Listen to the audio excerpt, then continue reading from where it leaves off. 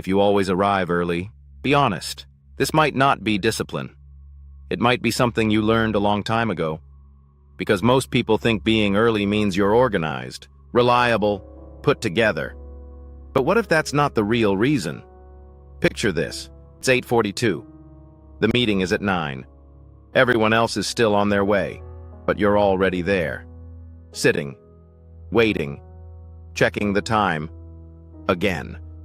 Not because you have nothing to do, but because you refuse to be the reason someone else waits. And that's the first clue.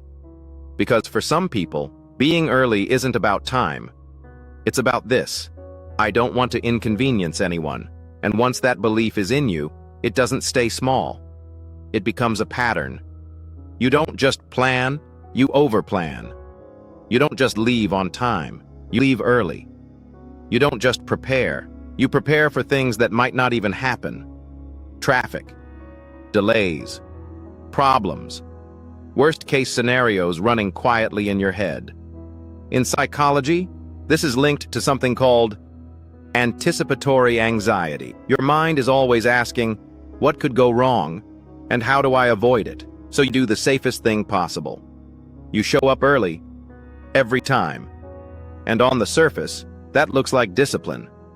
But underneath, it's control.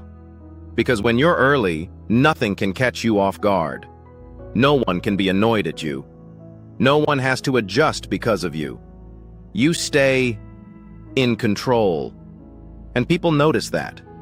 Not consciously, but they feel it. Because there's one thing people who arrive early do better than almost anyone else. They remove uncertainty.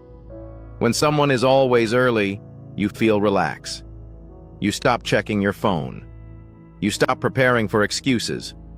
Because you already know they're here. And over time, that turns into trust. Not because they talk more, not because they try harder, but because they're predictable. And predictability feels safe. But here's where it gets uncomfortable, because this habit has a side that most people don't talk about. Sometimes, you're not early because you respect time. You're early because you're afraid of what happens if you're not. In psychology, this connects to fear of negative evaluation. You're not afraid of being late. You're afraid of how people will see you if you are.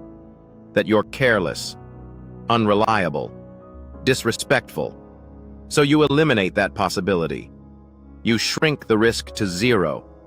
And slowly, without realizing it, you train yourself to take up less space. To not disrupt. To not delay. To not be a problem. And in some cultures, that's seen as the highest form of respect.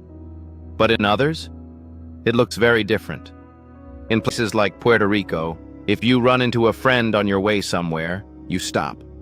You talk. You connect. Because in those cultures, people matter more than schedules. So, being late isn't disrespect. It's human. And suddenly, being early doesn't look polite anymore. It looks rigid, controlled, even tense. So what does arriving early really say about you?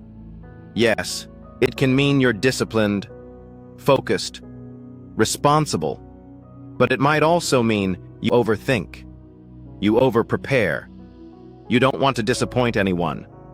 And maybe you've learned that is the safest way to exist, is to never inconvenience anyone else. So the next time you arrive somewhere early, and you're sitting there, waiting, don't just check the time. Check the reason. Are you early because you're disciplined?